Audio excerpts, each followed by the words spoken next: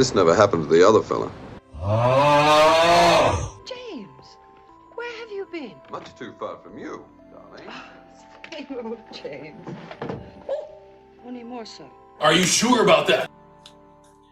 One more time. Alright, welcome back to Mr. Alright Movie Reviews and our Bond Rewind series. Today we are hitting the slopes with On Her Majesty's Secret Service. This is George Lazenby's one-off standalone 1969 entry as 007 with a pretty bland theme but high emotional stakes and a new Bond. This one shakes up the franchise, but does it deliver? Let's unpack the romance, action and controversy in the next 5 minutes. So, this film opens with John Barry's instrumental On Her Majesty's Secret Service. It's a bold brassy score that I think misses out on having lyrics. It's a good tune, don't get me wrong, and I'm a lover of people like Glenn Miller, so I don't think I don't love music without words, but I think it's fundamental that a Bond opening theme has lyrics, so I just think this one missed. But it's also paired with Louis Armstrong's We Have All the Time in the World, which is a tender ballad that plays through the credit scenes. Armstrong's soulful track is a track that gained recognition, posthumously reaching number 5 in the UK chart after its re-release in 1994.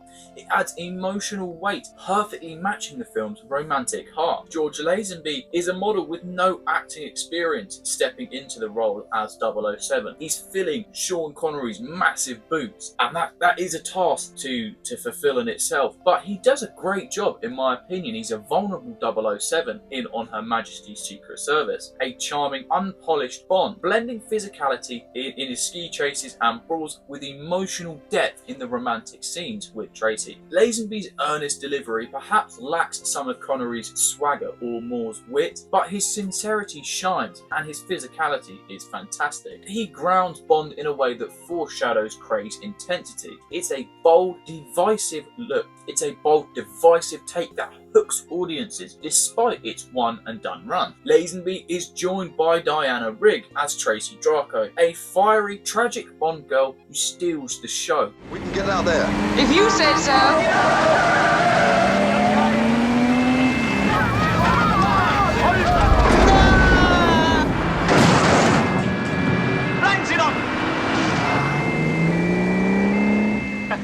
We didn't even stop for the prize. Telly Savalas as Blofeld, a menacing Spectre mastermind and a return fan favourite. Gabriel Fazzetti's Draco adds a fun and gritty charm. The plot follows Bond infiltrating Blofeld's Swiss Alps base to stop a bioweapon that's going to take out the world. Falling for Tracy along the way through what was beginning to be an arranged marriage, Lazenby shows a real nice development for Bond through this movie. I don't know where he is. Can you find out? If I could, I wouldn't tell Her Majesty's Secret Service. But I might tell my future son-in-law. Go on.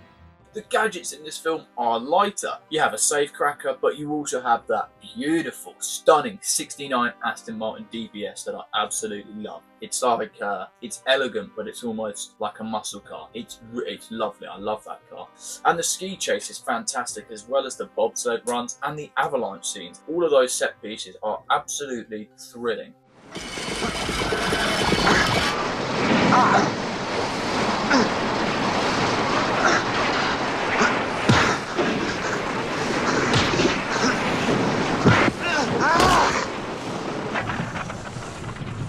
He's branched off.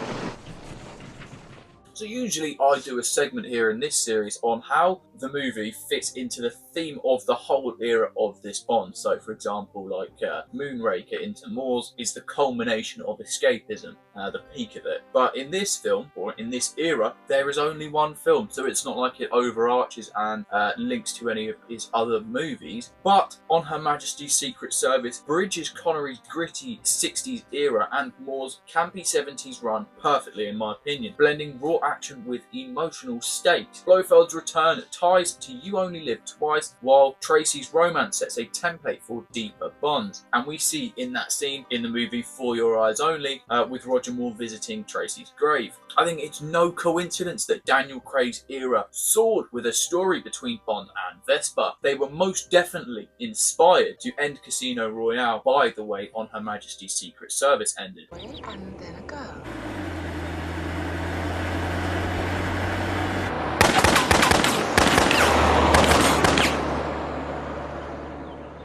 Blofeld. Blofeld.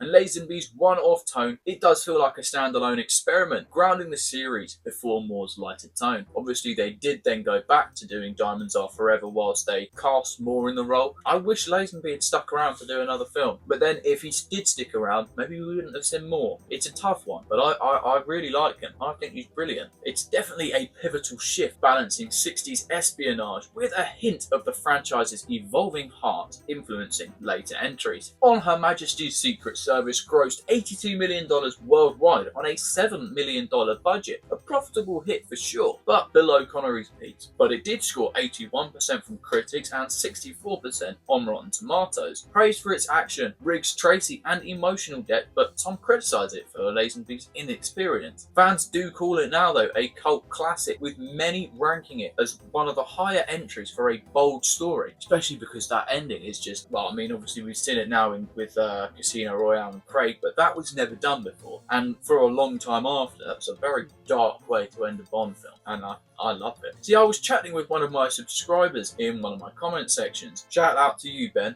He was telling me to look at this film differently, to take myself out of the series and enjoy it as its own thing, and boy did I. The ski chases are epic, and despite what naysayers might blither on about, I think his performance was fantastic. Perhaps apart from the reaction to his wife being shot, though. Yeah, that was a little bit weird. But at the end of the day, he's a untrained actor, and you're trying to get him to cry on demand. There's no hurry, you see. We have all the time in the world.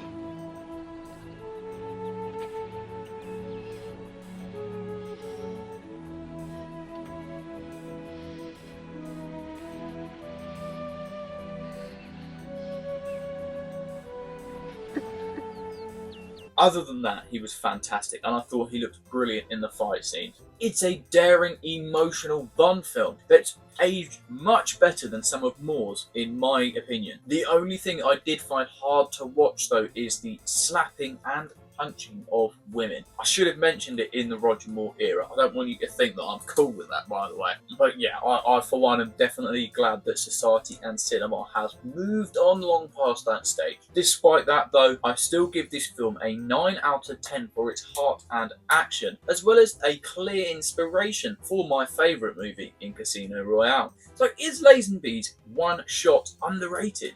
Drop your thoughts in the comments below, and if you didn't enjoy it before, I encourage you to do what Ben told me to do. Watch it as its own thing. Take your head out of the Bond series and just watch it as a standalone. It's really, really good. So that is On Her Majesty's Secret Service wrap. And next up is Sean Connery's era to begin the conclusion of the rewind with Dr. No. If the Bond Rewind series has got you hooked, then smash like and subscribe for our 26th episode ranking series. We're almost there. And also you can binge my playlist in the description below with all of my videos. A huge thanks to Jagex for letting us use old school RuneScape music as creators for background music, and a massive thank you as well to you for watching to the end and supporting my channel. Stay alright my friends, thanks again for watching, take care, and I will see you next time. Adios.